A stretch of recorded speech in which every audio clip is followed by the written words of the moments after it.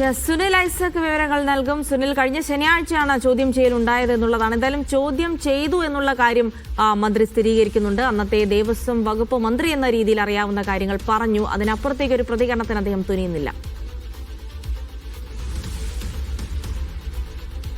ജനുവരി ആദ്യവാരം കേസിന്റെ അന്വേഷണം പൂർത്തിയാക്കണമെന്ന ഹൈക്കോടതി കൃത്യമായ നിർദ്ദേശം പ്രത്യേക അന്വേഷണ സംഘത്തിന് നൽകിയിട്ടുണ്ട്. സ്വാഭാവികമായും ആ അന്വേഷണം പൂർത്തിയാകുന്നതിന് മുമ്പ് അതിന്റെ ആ അന്വേഷണം കൃത്യമായി പൂർത്തിയാവണമെങ്കിൽ 2019 അന്നത്തെ ദേവസ്വം മന്ത്രിയായിരുന്ന കടകംപള്ളിയെയും ദേവസ്വം വകുപ്പിന്റെ ബോർഡിന്റെ മുൻ പ്രസിഡന്റ് PS പ്രശാന്ത് അടക്കമുള്ളവരുടെയും മൊഴി രേഖപ്പെടുത്തേണ്ടിയിരിക്കുന്നു. എന്തൊക്കെ കാര്യങ്ങളാണ് SIT കടകംപള്ളിയിൽ നിന്ന് ചോദിച്ചറിഞ്ഞത് എന്നത് സംബന്ധിച്ച കൃത്യമായ വിവരങ്ങൾ ഇപ്പോഴും പുറത്തു വന്നിട്ടില്ല. പക്ഷേ എന്തായാലും തന്നെ പ്രത്യേക അന്വേഷണ സംഘം ചോദ്യം ചെയ്തു എന്ന വിവരം ഇപ്പോൾ കടകംപള്ളി സ്ഥിരീകരിക്കുകയാണ്. ഈ കഴിഞ്ഞ ശനിയാഴ്ചയാണ് ഇത്തരത്തിൽ ചോദ്യം ചെയ്യൽ ഉണ്ടായതെന്നും തനിക്ക് അന്നത്തെ ദേവസ്വം മന്ത്രി എന്ന നിലയ്ക്കാണ് തന്നെ അത്തരത്തിലൊരു തന്റെ മൊഴി എടുത്തതെന്നുമാണ് ഇപ്പോൾ കടകംപള്ളി പറയുന്നത്. കൂടുതൽ ചോദ്യങ്ങൾക്ക് മറുപടി നൽകാതെ അദ്ദേഹം അവിടെ നിന്ന് മടങ്ങുകയും ചെയ്തിരിക്കുന്നു. എന്തായാലും വളരെ നിർണായകമായൊരു നീക്കമാണ് ഈ ശബരിമല സ്വർണ്ണക്കൊള്ളയുമായി ബന്ധപ്പെട്ട ഇപ്പോൾ SITയുടെ ഭാഗത്തു നിന്ന് ഉണ്ടായിരിക്കുന്നത്. മാത്രമല്ല ഈ കേസുമായി ബന്ധപ്പെട്ടുകൊണ്ട് വലിയ തോതിലുള്ള ആക്ഷേപങ്ങൾ പ്രത്യേക അന്വേഷണ സംഘത്തിന് നേരിടേണ്ടി വന്നിട്ടുണ്ട്.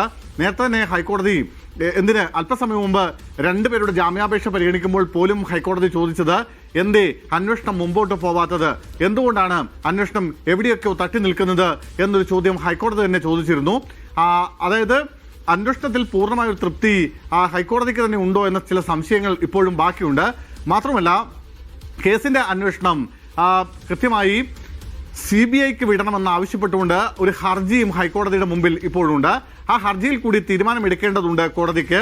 അങ്ങനെ വരുമ്പോൾ സമഗ്രമായ ഒരു വിവരമാണ്, ഒരു അന്വേഷണ റിപ്പോർട്ടാണ് ജനുവരി ആദ്യവാരം കോടതിക്ക് മുമ്പിൽ പ്രത്യേക അന്വേഷണ സംഘത്തിന് സമർപ്പിക്കേണ്ടിയിരിക്കുന്നത്.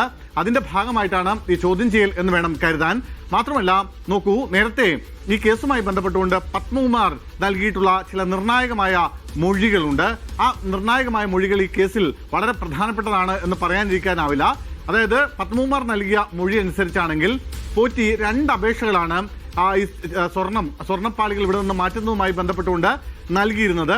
അതിലൊരു അപേക്ഷ ദേവസ്വം ബോർഡിനും മറ്റൊന്ന് സംസ്ഥാന സർക്കാരിനെന്ന് വെച്ചാൽ ദേവസ്വം വകുപ്പിനുമാണ് നൽകിയത് എന്നായിരുന്നു പോറ്റി പത്മകുമാർ മൊഴി നൽകിയത്.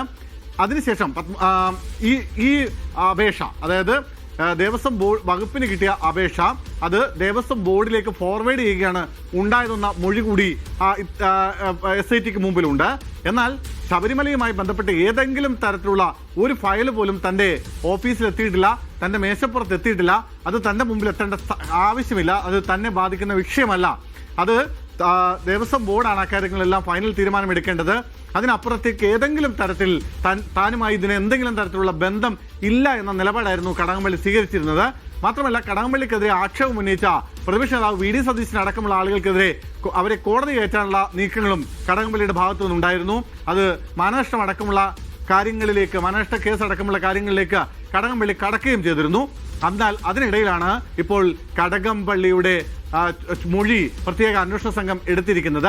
ഇനി ആ മൊഴിയിലുണ്ടായിരുന്ന വിവരങ്ങൾ എന്തൊക്കെയാണ് എന്ന് പുറത്തു വരേണ്ടിയിരിക്കുന്നു. അതായത് നോക്കൂ, ഈ കേസുമായി ബന്ധപ്പെട്ടുകൊണ്ട് SIT ഇതുവരെ ചോദ്യം ചെയ്ത മുഴുവൻ ആളുകളുടെയും അറസ്റ്റ് SIT രേഖപ്പെടുത്തിയിട്ടുണ്ട്. അങ്ങനെ ഒരു ഘട്ടത്തിൽ വേണം നമുക്ക് കടകംപള്ളിയുടെയും പ്രശാന്തിന്റെയും മൊഴി എടുത്തിരിക്കുന്നു എന്ന വാർത്തയെ അത്രമേൽ ഗൗരവത്തോടു കൂടി വേണം നോക്കിക്കാണാൻ. മാത്രമല്ല പ്രതിപക്ഷം അടക്കം പൊതുസമൂഹം അടക്കം ഉയർത്തിയ ചില ചോദ്യങ്ങൾ ഉണ്ടായിരുന്നു. എന്തുകൊണ്ട് പത്മകുമാറിൽ ഇത് അവസാനിക്കുന്നു? അന്നത്തെ കാലത്തെ ദേവസ്വം വകുപ്പ് മന്ത്രിയായിരുന്ന കടകംപള്ളിക്ക് എന്തുകൊണ്ടാണ് ഇതിൽ ധാർമ്മികമായ ഉത്തരവാദിത്വം ഇല്ലാത്തത് എന്നൊരു ചോദ്യം കോടതിയുടെ ഭാഗത്തു നിന്നും പൊതുസമൂഹത്തിന്റെ ഭാഗത്തു നിന്നും പല ഘട്ടങ്ങളിൽ ഉയർന്നു കേൾക്കുകയും ചെയ്തു. അതുകൊണ്ട് അതിന് പിന്നാലെയാണ് ഇപ്പോൾ കടകംപള്ളിയുടെ മൊഴി രേഖപ്പെടുത്തിയിരിക്കുന്നത്. ഞാൻ നേരത്തെ പറഞ്ഞതുപോലെ എന്തൊക്കെ ചോദ്യങ്ങളാണ് കടകംപള്ളി നേരിട്ടത്, എന്തൊക്കെ മറുപടികളാണ് കടകംപള്ളി അതിന് നൽകിയത്, അതിന് ഏത് തരത്തിലാണ് ആ മറുപടികളെ പ്രത്യേക അന്വേഷണ സംഘം അനലൈസ് ചെയ്ത് വിലയിരുത്തിയെടുത്തിരിക്കുന്നത് തുടങ്ങിയ ചോദ്യങ്ങളുണ്ട്.